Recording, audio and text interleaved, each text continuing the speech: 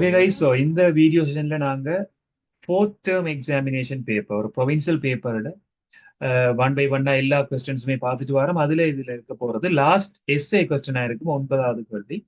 இந்த 9(1)க்கு ER diagram ஒன்று make பண்ண சொல்லி கேட்டிருக்கிறேன். இந்த இஆர் டயக்ரத்துல எங்களுக்கு டபிள்யூஆர் என்ற கன்செப்ட் எல்லாமே கேட்டிருக்கிறேன். சேம் டைம் இங்க இருக்க போற சில கன்செப்டுகள், இப்போ உதாரணத்துக்கு ஜுனாரி என்ற கன்செப்டும் இந்த இஆர் டயக்ரத்துல மென்ஷன் பண்ணியிருக்கிறபடியால இந்த இஆர் டயக்ரத்தின் ஒரு சமரைஸ் பண்ணப்பட்ட ஃபார்ம் இந்த இமேஜ்ல நீங்க பார்க்கலாம். டபிள்யூஆர் டயக்ரத்துல ஓவர்லாப்பிங் டிஸ்ஜாயிண்ட் சொல்லி ரெண்டு விதமான கன்செப்ட் அவைலபிளா இருக்கும்.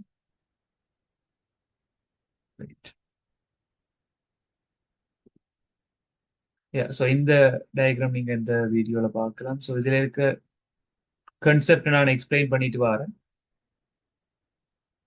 ஒன் பை ஒன்னா. இதுல கம்பெனின்றதுக்கு பிரைமரிக்கு ரெஜிஸ்ட்ரேஷன் நம்பர் இருக்க வேணும், as well as name address அப்படின்னு சொல்லி இங்க மென்ஷன் பண்ணியிருக்கு. தென் எம்ப்ளாயி என்ற name first name last name சொல்லி ரெண்டா டிவைட் ஆகி இருக்கு. Same time one to many relationship. எம்ப்ளாயில இருந்து எம்ப்ளாயிக்கு வர இந்த மேனேஜ் அப்படின்றது ஜுனாரி அப்படின்ற இந்த ரிலேஷன்ஷிப்பை மார்க் பண்ணிக்கொள்ளும். ஒரு எம்ப்ளாயி இன்னொரு எம்ப்ளாயியை மேனேஜ் பண்ணலாம் அப்படின்றது. அடுத்த விஷயம் இங்க டிஸ்ஜாயிண்ட் மார்க் பண்ணியிருக்கிறோம். டிஸ்ஜாயிண்ட்ன்றது ஃபுல் டைம் எம்ப்ளாயியா இருக்கலாம், பார்ட் டைம் எம்ப்ளாயியா இருக்கலாம். ஃபுல் டைம் எம்ப்ளாயிக்கு மந்த்லி சேலரி அவைலபிளா இருக்கும், பார்ட் டைம் எம்ப்ளாய்மெண்ட்டுக்கு அவன் பேமெண்ட் அவைலபிளா இருக்கு. அடுத்தது ப்ரொஜெக்ட்ல இருந்து அங்க இருந்து சப்ளையர்ஸ் வழங்குனர்கள் இருப்பினும் அவைக்கு ஏற்ற மாதிரி நாங்க பிரைமரிக்கு ஃபாரின்கி எல்லாம் மார்க் பண்ணி ரிலேஷன்ஷிப் மார்க் பண்ணி ஃபுல்ஃபில்டான ஒரு இஆர் டயக்ராம் இந்த இடத்துல மென்ஷன் பண்ணி. இதை நான் ஒன் பை ஒன் எக்ஸ்பிளைன் பண்ணல. நீங்க கொஸ்டினையும் ரீட் பண்ணி இங்க இருக்க போற ஆன்சரையும் நீங்க இங்க செக் பண்ணக்கூடிய மாதிரி இருக்கும். ஃபைன். இந்த இடத்துல நாங்க அடுத்த கொஸ்டினுக்கு வருவோமா இருந்தா எஸ்கியூஎல் அடிப்படையா வச்சுக்கொண்டு ஒரு கேள்வி ஒன்று கேட்டுக்கொண்டு வரீங்கன்னா, இந்த எஸ்கியூஎல் கொஸ்டின்ல நாங்க ஸ்பேசஸ் கன்சிடர் பண்ணிக்கொள்ளணும் கட்டாயம். இந்த 4 கொஸ்டின்ஸுக்குமான SQL statement one by one நாங்க செக் பண்ணிட்டு வர போறோம். முதலாவது இந்த டேபிள்ட பிரைமரி கீயை பார்க்கணும். ஓர்டர் ஐடி கஸ்டமர் ஐடி என்று ரெண்டு பேர் தந்திருக்கிறேன். பட் இங்க order ID one by one வரபடியால இதை பிரைமரி கீயா எடுக்கலாம். ஓர்டர் டேபிளுக்கு கஸ்டமர் ஐடி ஒரு ஃபாரின் கீயா இருக்கு.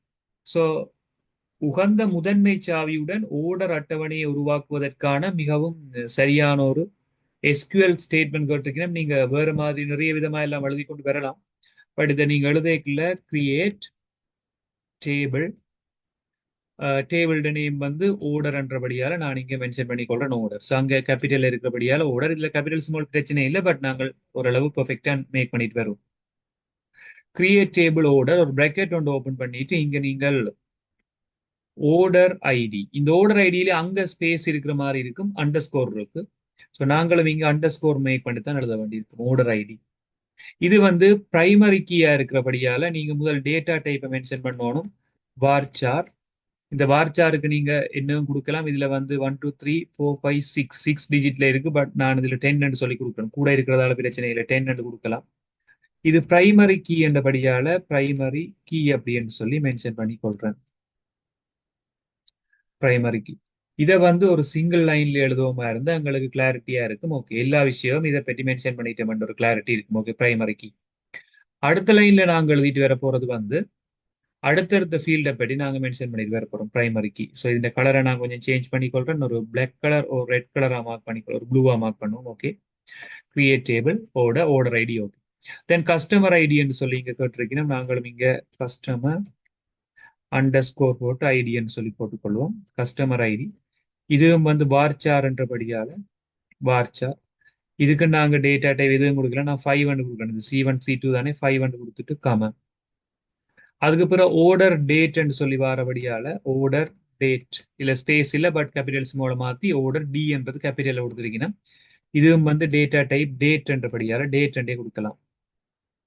அடுத்தது எமௌண்ட் என்று வரபடியால AMOUNT எமௌண்ட். ஸ்பெல்லிங்ஸை கவனமா பார்த்து ஐட்டமெண்டா. ஓகே, இது பாயிண்டிங் வேல்யூட இருக்கிறபடியால நான் இதுல ஃப்ளோட் என்று சொல்லி கொடுக்குறேன். நீங்க டெசிமல் என்று கொடுக்கலாம், பட் எவர் எதுவுமே அக்செப்ட் பண்ணலாம், decimal or float what ever.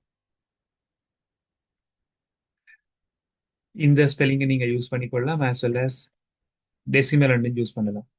So இதோட எங்களோட டேபிள் வந்து கிரியேட் பண்ணியாச்சு. கிரியேட் பண்ண அப்புறம் செமிகோலன் போட்டு முடிக்கணும். முதலாவது query நாங்க இப்படி எழுதி கொள்ளலாம்.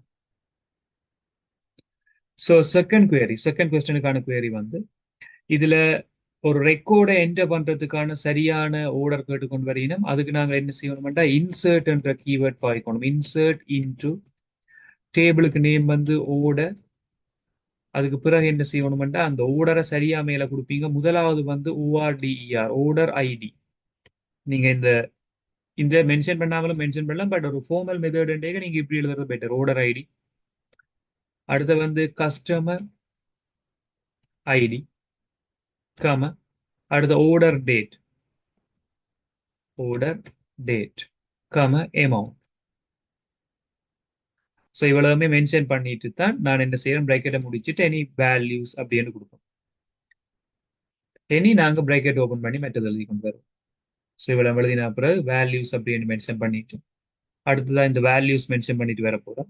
அவ தந்த வேல்யூஸை பார்த்து அப்படி எழுதி கொண்டு வந்த வேண்டாம். சரி, ஓர்டர் ஐடி எங்களுக்கு தந்திருக்கிறோம் OD005.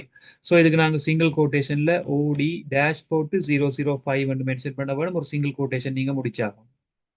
அது வார்ச்சார். அடுத்த கஸ்டமர் ஐடி C2 படியால இதுல நீங்க C2 மென்ஷன் பண்ணி சிங்கிள் கோட்டேஷனை முடிப்பீங்க.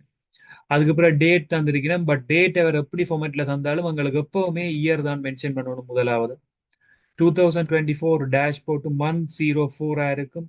டேஷ் போட்டு 04 டேயும் இருக்கும். இப்படி நாங்க டபுள் கோட்டேஷன்ல கொடுப்போம். Year month date. அடுத்து அமௌண்ட் தந்திருக்கபடியால இங்க எதுவுமே நீங்க மென்ஷன் பண்ண தேவையில்லை. டபுள் கோட்டேஷன் தேவையில்லை. 40,000.00.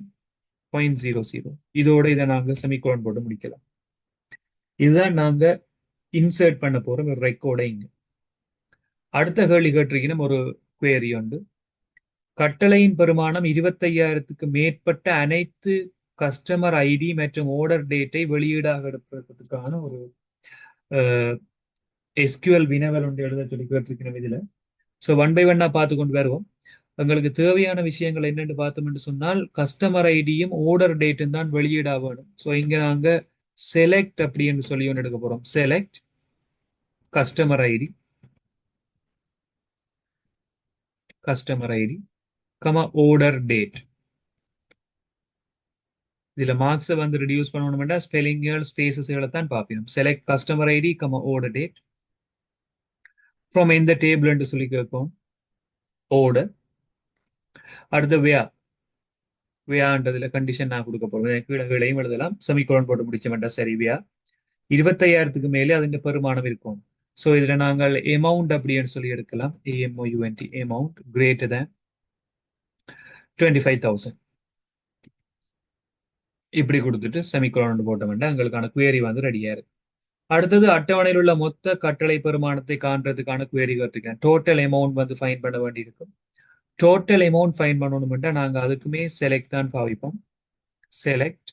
இதுல நாங்க சம் என்ற கீவேர்ட் போட்டுட்டு எதிண்ட டோட்டல் வேணும் அமௌண்ட். ஸோ அமௌண்ட் அப்படின்னு மார்க் பண்ணிட்டு ஃப்ரம் ஆர்டர் அப்படின்னு போட்டோம்னா எங்களுக்கான அவுட்புட் வரும். இதுல நீங்க அவரேஜ் வேணுமெண்டா AVG என்று பாவிக்கலாம். முன்னுக்கு ஆக கூடினது வேணுமெண்டா மேக்ஸ் MAX என்று பாவிக்கலாம். ஆக குறைஞ்சது வேணுமெண்டா MIN என்று பாவிக்கலாம்.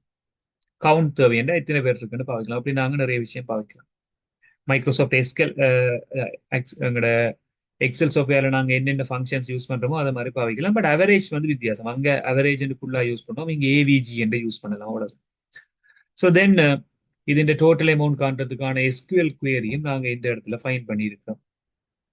So that's fine. அடுத்த விஷயத்துக்கு வந்தோம்னு சொன்னால் இந்த அட்டவணையின் கட்டமைப்புன்னு சொல்லி தந்திருக்கணும். இதுல இந்த அட்டவணையின் கட்டமைப்பை தந்துட்டு இதுல இருந்து அவங்ககிட்ட கேட்டிருக்கிற கேள்வி வந்து அட்டவணை எத்தனையாம் இயல்பு வடிவத்துல இருக்குதாம். அடுத்த இயல்பு வடிவத்துக்கு மாத்துறதுக்கு நாங்கள் என்ன செய்ய வேண்டும் என்ற மாதிரி கேட்டுக்கொண்டு வரணும். ஸோ நார்மலைசேஷன் பற்றிய ஒரு கேள்வியா இந்த கேள்வி இருக்க போது. சி ஸ்டேட்மெண்ட் 2 கேள்வி இந்த இடத்துல எங்கள்கிட்ட கேட்டிருக்கணும். ஸோ இந்த இடத்துல எங்கள்கிட்ட வந்து பேஷண்ட்ன்றது டேபிள், அது ஃபைன். பேஷண்ட் ஐடி என்று தந்திருக்கணும். பேஷண்ட் நேம் தந்திருக்கணும். What name what ID. இப்ப நார்மலா பேஷண்ட் ஐடியில இருந்து கொண்டு பேஷண்ட் நேமை கண்டுபிடிக்கலாம். பேஷண்ட் நேம் வந்து பேஷண்ட் ஐடியெல்லாம் டிபெண்ட் பண்ணிருக்கு. நீங்க பேஷண்ட் ஐடியை மாத்த வேற வேற பேஷண்ட் நேம் வரும். அதே மாதிரி வோட் நேம் வந்து வோட் ஐடிலாம் தங்கி இருக்கு.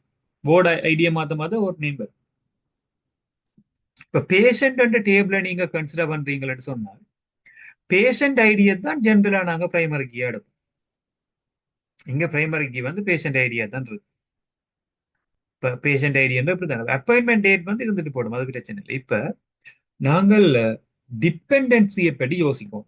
அதாவது நார்மலைசேஷன் ஃபார்முல ஒரு பாக்ஸில் ஒரு வேல்யூ, அதாவது அட்டமிக் வேல்யூ இருக்கும் என்று சொல்லி சொன்னாலே அதை நாங்கள் 1NF எடுக்கலாம். ஸோ இந்த அட்டவணை வந்து கட்டாயம் 1NFல இருக்கும். ரீசன் என்னன்னு சொன்னா இங்க atomic value, patient ID, patient name, port ID, port name, appointment date, எல்லா பாக்ஸ்லயும் ஒவ்வொரு வேல்யூ தான் இருக்க போகுது. மல்டி வேல்யூட் இல்லை இங்க. அடுத்தது செகண்ட் நார்மலைசேஷனுக்கு போகணும்னா இங்க நீங்கள் பார்ஷியல் டிபெண்டன்சி இருக்கக்கூடாது. பார்ஷியல் டிபெண்டன்சி என்று சொன்னா என்னவா இருக்கும் என்று சொன்னால் ரெண்டு பேர் முதன்மை சாவி பிரைமரி கீயா இருக்கேக்குல அதுல ஒரு ஆள்ல மட்டும் மற்றவர் தங்கி இருந்தால் அது பார்ஷியல் டிபெண்டன்சி. இப்ப பிரைமரி கீல பார்ஷியலா டிபெண்ட் பண்ணி இருக்கணும் பகுதி அளவில். இங்க பிரைமரி கீ ஒரு ஆள் மட்டும்தான் இருக்கிற. பேஷண்ட்டுக்கு டேபிள்ல பிரைமரி கீ, பேஷண்ட் ஐடி மட்டும்தான். அப்ப பேஷண்ட் ஐடியில ரெண்டு மூணு பேர் சேர்ந்து இருக்கீங்க, அதுல ஒரு ஆள் தங்கி இருந்தா தான் அது பகுதி சார்பு நிலை. இங்க இருக்கிறதே ஒரு ஆள் தான். அப்ப இங்க பகுதி சார்பு நிலை இருக்கோண்டா இல்ல, இல்லாதபடியால இந்த அட்டவணை 2NFல இருக்கு. மூன்றாவது 3NFக்கு நீங்க கொண்டு போகணும்னு சொல்லி சொன்னால் இங்க டிரான்சிட்டிவ் டிபெண்டன்சி இருக்கக்கூடாது. டிரான்சிட்டிவ் டிபெண்டன்சி என்றா முதன்மை சாவி அல்லாத புலத்தில இன்னொரு புலம் தங்கி இருக்க வேணும். இங்க இருக்கு அப்படி. முதன்மை சாவி அல்லாத புலம்ன்றது வந்து போர்ட் ஐடி. போர்ட் ஐடி முதன்மை சாவி இல்லை, ஆனால் போர்ட் நேம் வந்து அதுல தங்கி இருக்குது. இது வந்து டிரான்சிட்டிவ் டிபெண்டன்சி, நிலை மாறும் தங்கி இருத்தல்னு சொல்லுவோம். ஸோ டிரான்சிட்டிவ் டிபெண்டன்சி இருக்கிறபடியால 3NFக்கு இந்த டேபிள் வரையலாம். 3NFக்கு வரையலாதபடியால இந்த அட்டவணை எந்த NNFல இருக்குன்னு சொன்னால் 2NF ஃபார்மேட்ல இருக்கு. இது அடுத்த இயல்பு நிலைக்கு நீங்க மாத்த வேணும்னா இந்த ஸ்ட்ரக்சரை இப்படி நீங்க மாத்தலாம். உதாரணத்துக்கு பேஷண்ட் அப்படி என்று எடுப்போம். பேஷண்ட் அப்படி என்ற இந்த டேபிள்ல என்னென்ன இருக்கலாம்னா ஒன்று பேஷண்ட் ஐடி இருக்கலாம், பேஷண்ட் ஐடி என்றவர் இருக்கலாம். Okay, comma. அடுத்தது வந்து பேஷண்ட் நேம் என்றது இருக்கலாம்.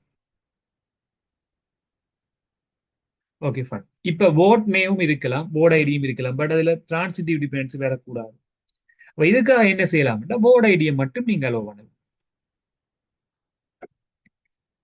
போர்ட் ஐடி மட்டும் இருக்கலாம். போர்ட் நேம் தானே அங்க டிபெண்ட் பண்ண. அப்பாயின்மெண்ட் டேட்டை நீங்க வச்சிருக்கலாம்.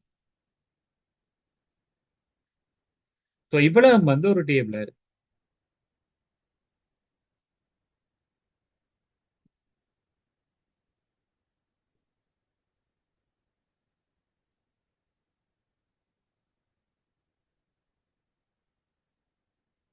இது ஒரு table. Patient, patient ID, patient name, port ID, appointment date. இப்போ இதுல யாரை நீங்க பிரைமரிக்கியா மென்ஷன் பண்ணலாம்னு சொன்னால் பேஷண்ட் ஐடியை பிரைமரிக்கியா மென்ஷன் பண்ணலாம். பட் டொட்டட் லைனால போறோம், உண்மையில நீங்க டிரெக்ட் லைனா போட்டிருக்கோம். ஓகே, அதை நாங்கள் லைன் ஒன்று போட்டு போடணும், அதான் பிரைமரி. இப்ப நாங்கள் பிரேக் பண்ண வேற என்ன வார்ட். ஸோ வார்டுன்னு சொல்லி ஒரு டேபிள் ஒன்று கிரியேட் பண்ணிட்டு நீங்க வேணும்னா அது ரெண்டையும் கொண்டு வந்து இங்க ஆட் பண்ணலாம். வார்டு ஐடியையும் வார்டு நேமையும் வந்து நாங்க மென்ஷன் பண்ணலாம். இங்க வார்டு ஐடி கம வார்டு நேம்.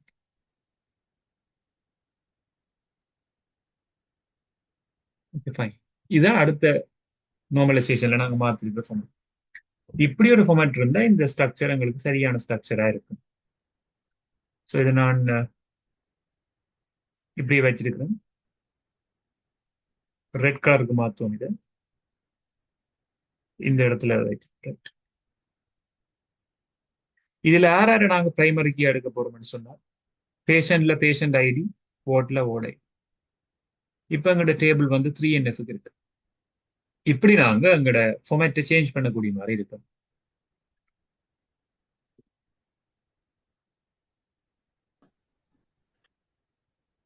ஸோ இந்த வீடியோ செஷன்ல நாங்க இந்த ER diagram, WR diagram concept as well as இந்த எஸ்கியூஎல் ஸ்டேட்மெண்ட்ஸ், அதை விட லாஸ்டா நாங்க பார்த்திருந்தோம் நார்மலைசேஷன். ஸோ அடுத்த இன்னொரு செஷன்ல நாங்க இன்னொரு வீடியோ கான்செப்டோட மீட் பண்ணிக்கொள்வோம். தேங்க்யூ.